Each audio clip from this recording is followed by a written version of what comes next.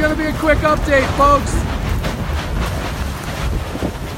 We're up next to the fissure right now, and it is going.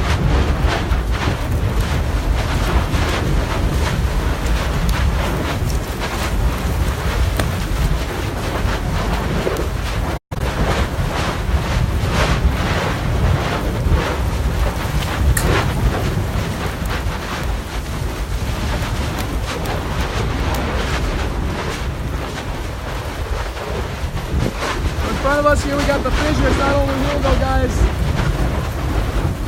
It's going all the way down and it's fanning out. The thing is getting thick. Now we're about 5 acres in on Makamai Street, Kawapana side.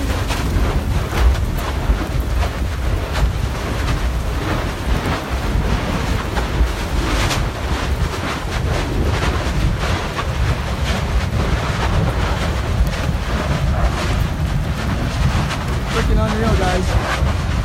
I'm gonna let you guys go though. I'll keep you posted. All right, later.